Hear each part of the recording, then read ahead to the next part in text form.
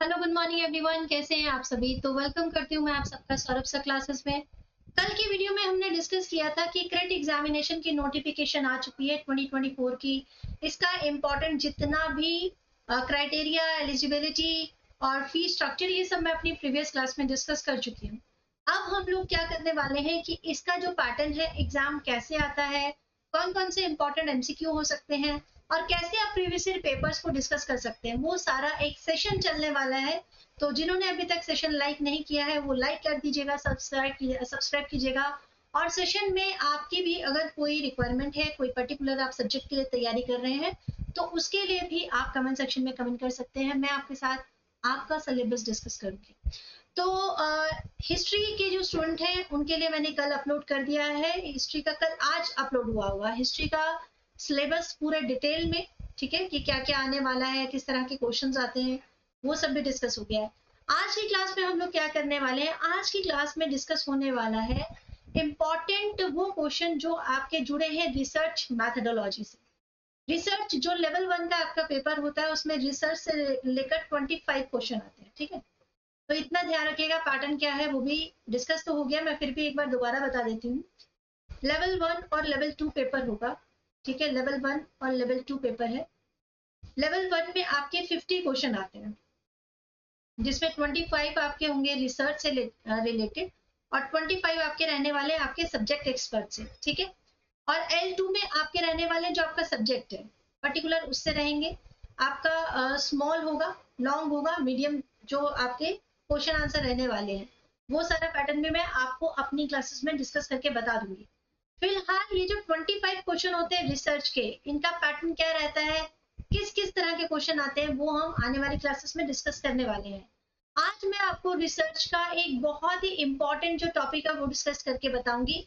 APA, MLA, Chicago और Harvard, ये सब क्या है, ये रेफरेंसेस है कि हम लोग किस तरह से जो अपना जब आप अपने रिसर्च का प्रपोजल लिखते हैं और जब रिसर्च आप अपना सबमिट करते हैं, रिपोर्ट सबमिट करते हैं, तो आप उसमें कुछ मेंशन करते हैं फ्रंट पेज पे।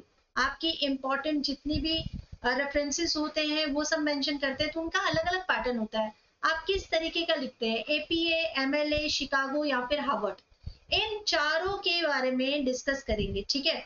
थोड़ा जल्दी जल्दी समझेंगे और जो भी कंफ्यूजन होगा वो आप कमेंट सेक्शन में लिख दीजिएगा।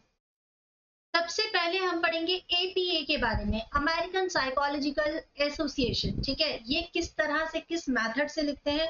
वैसे तो ये बहुत ही सिंपल है, लेकिन हमेशा क्या होता है कि अगर हम इनका जानते नहीं इनके बारे में तो गलती कर बैठते हैं। एपीए ज्यादातर कहाँ पर यूज होता है, जहां पर आप सोशल साइंस से रिलेटेड या साइकोलॉजी या एजुकेशन से रिलेटेड जहां पर रिसर्च करते हैं, आप अगर रिपोर्ट बनाते हैं तो रेफरेंसेस कुछ ये वाले टॉपिक से जो रहेगा वो मेंशन करना होगा। इसमें फोकस किस में रहेगा, क्लियर और कंसाइज होना चाहिए, ठीक है। छोटे रूप में लिखना है, क्लियर लिखना है कि किसने लिखा, क्या राइटर, क्या बुक का नाम, ये सारी चीजें। ये एक साइंटिफिक रिपोर्ट की तरह है। एग्जाम्पल, आपको सबसे पहले ऑथर का नाम लिखना है, फिर ईयर लिखना होगा, फिर पेज नंबर लिखना होगा।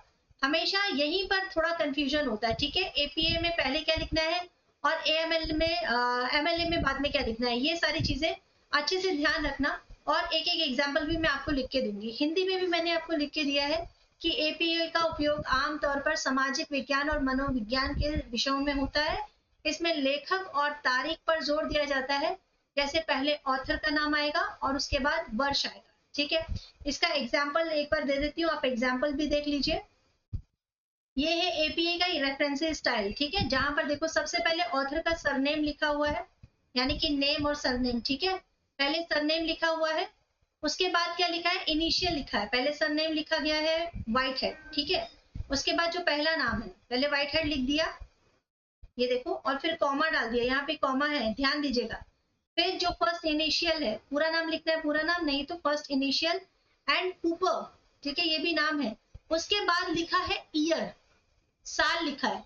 तो जब भी आप एपीए लिखेंगे पहले ऑथर का नाम आएगा, फिर ईयर आएगा, फिर आर्टिकल आएगा, यानी कि टाइटल, जो जिस पे भी आप बुक लिख रहे हैं, आर्टिकल लिख रहे हैं, उसका नाम आएगा, फिर जर्नल नेम आएगा। और बस आपको स्टार्टिंग का ये याद रखना है, ऑथर नेम, इनिशियल, ईयर और आर्टिकल, ये आपका एपीए स्टाइल हो गया, ठीक है। नेक्स्ट बढ़ते हैं एमएलए की तरफ। अब बारी आती है MLA, मॉडर्न लैंग्वेज एसोसिएशन की। इसको भी बहुत इंपॉर्टेंट है ये भी समझना, क्योंकि ज्यादातर APA और MLA के बारे में पूछा जाता है, बट जब आप क्रेट एग्जामिनेशन देते हैं और उसका PYQ देखते हैं, उसमें लास्ट टाइम हार्वर्ड के बारे में भी पूछा गया है, ठीक है। MLA जो होता है वो ज्यादातर ह्यूमैनिटीज के लिए यूज किया जाता है, और APA किसके लिए यूज किया जा रहा था? सोशल साइंस के लिए यूज किया जा रहा था। यहाँ पर जैसे इंग्लिश हो गया, लिटरेचर हुआ और हिस्ट्री हुआ, ठीक है। उसके लिए अगर आप कोई रिपोर्ट रेडी कर रहे हैं तो ये वाला पैटर्न होगा रेफरेंस के लिए, ठीक है। हिंदी में भी मैंने लिख दिया है कि MLA का उपयोग अक्सर मानविकी विषयों जैसे अंग्रेजी, साहित्य और इतिहास में किया जाता है। इसमें लेखक और पृष्ठ संख्या पर ध्यान केंद्रित किया जाता है, ठीक है। यानी पहले क्या होगा? पहले होगा ऑथर का नाम, फिर होगा लास्ट नेम और पेज नंबर, ठीक है, यही होगा। अब इसका भी मैं एक एग्जाम्पल आपको दिखा देती हूँ।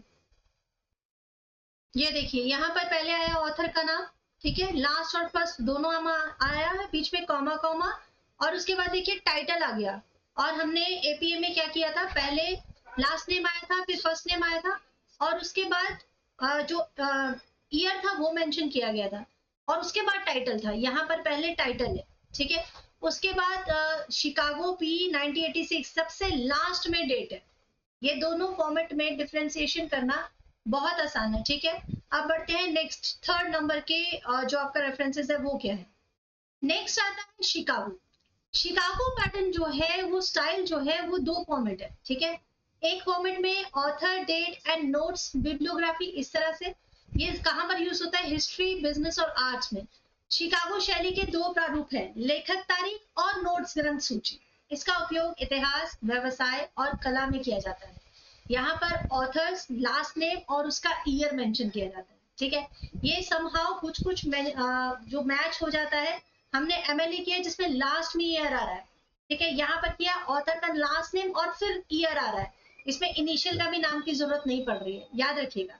और इसका नोट्स अगर आप देंगे, फुट नोट और एंड नोट, वहां पे फुल साइटेशन देना पड़ता है। ज्यादातर फुट नोट आपके शिकागो में आते हैं, ठीक है। अब इसका एग्जाम्पल दिखा देते हैं।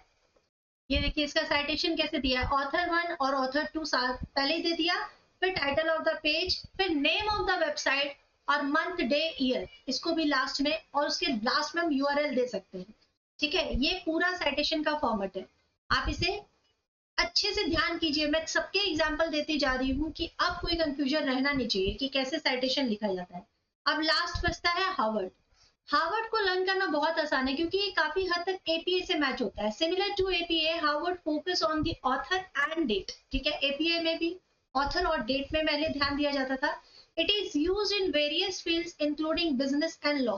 हार्वर्ड जो है बिजनेस और लॉ में भी इस्तेमाल किया जाता है। इसमें भी APA की तरह लेखक का अंतिम नाम और उसके वर्ष पर ज्यादा फोकस किया जाता है, ठीक है। तो ये चारों मेथड हैं जो आपको ध्यान देने चाहिए।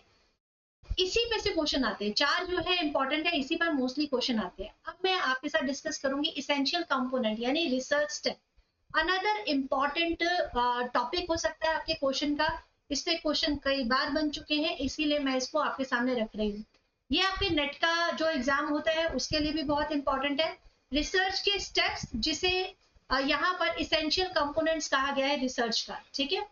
सबसे पहले इंट्रोडक्शन, यानी सबसे पहले जो रिसर्च की प्रॉब्लम है, क्या प्रॉब्लम आ रही है, उसको नंबर 1 पे रखा जाता है। स्टेप्स ये कब यूज किया जाता है? जब हम पूरी रिसर्च कर रहे होते हैं ना, तो उसमें हमारे क्या क्या स्टेप होते हैं। किसी भी नई इंफॉर्मेशन की रिसर्च करने के लिए हमें पहले क्या करना होता है, फिर सेकंड स्टेप क्या है, थर्ड स्टेप क्या है। ये सारे स्टेप्स पे भी क्वेश्चन कई बार आ चुके हैं। तो सबसे पहले हम क्या करेंगे, रिसर्च का जो प्रॉब्लम है उसको डिफाइन करते हैं।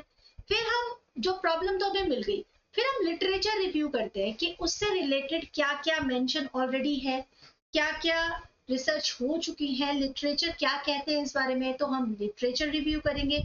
इसको क्रिटिकली एनालाइज करते हैं, ठीक है, कि ये जो टॉपिक हम चूज कर रहे हैं, ये जो रिसर्च हुई है इस पर, ये ठीक हुई है कि नहीं हुई है।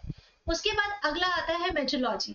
मेथोडोलॉजी में आप जो रिसर्च डिजाइन बनाते हैं, ठीक है, आपको पता चल गया प्रॉब्लम क्या है, आपने लिटरेचर भी चेक कर लिया, अब आपको ये भी हो गया कि मुझे किस तरह का अब रिसर्च करना होगा। तो उसके लिए मैं एक रिसर्च डिजाइन बनाऊंगी, जिसमें मैं डाटा कलेक्शन कौन सा लूंगी। अलग अलग डाटा कलेक्शन मेथड होते हैं, आप क्वालिटेटिव और क्वांटिटेटिव दोनों मेथड जानते हैं, ये भी मैं आने वाली क्लास में डिस्कस करने वाली हूँ, बट ये ध्यान दीजिएगा। फिर हम डाटा एनालिसिस करेंगे और उसकी भी अलग अलग टेक्निक होती है। देन आता है फाइनल रिजल्ट, ठीक है, क्या क्या फाइंडिंग्स हमारी मिली है, और उसके बाद फिर हम क्या करते हैं, डिस्कशन करते हैं, इंटरप्रेट करते हैं रिजल्ट को, और उससे रिलेटेड भी रिसर्च के क्वेश्चंस ढूंढे जाते हैं। उसके बाद फाइनल होता है कंक्लूजन, ठीक है। ये आपके एसेंशियल कंपोनेंट्स है रिसर्च के, आप इसे रिसर्च स्टेप्स भी कह सकते हैं। तो ये आज की क्लास में हम लोगों ने किया, ये मैंने हिंदी में भी मेंशन कर दिया है। परिचय, साहित्य समीक्षा, पद्धति, निष्कर्ष, चर्चा। फिर से निष्कर्ष इसलिए कि सारा कंप्लीट होने के बाद, ठीक है, मुख्य निष्कर्षों और अनुसंधान के योगदान का सारांश प्रस्तुत करेंगे। फिर संदर्भ क्या रहने वाला है, ठीक है, प्रबंध में उद्धृत सभी स्रोतों की सूची प्रदान करना, ठीक है, ये रहेगा आपका संदर्भ।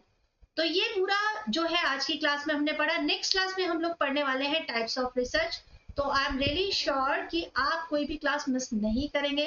टाइप्स ऑफ रिसर्च के साथ साथ में हम लोग एमसीक्यू डिस्कस करते हुए चलेंगे कि किस तरह के क्वेश्चंस आते हैं, ठीक है। तो आज की जो क्लास है वो बस इतना ही, आज की क्लास में हम इतना ही स्टडी करेंगे। नेक्स्ट क्लास में मैं आपसे मिलने वाली हूँ इंपॉर्टेंट क्वेश्चन लेकर। हम लोग क्वेश्चन डिस्कस करेंगे कि कैसे क्लासेस चलने वाली है, एमसीक्यू कैसे रहने वाले हैं, पेपर में पूरे मार्क्स आने चाहिए। अबव 150 मार्क्स आएंगे तो आप अपने जो पीएचडी इलाहाबाद एग्जामिनेशन है उसे क्वालिफाई कर जाएंगे। So all the very best. फिर मैं मिलती हूँ आपसे नेक्स्ट क्लास में। Bye bye, take care.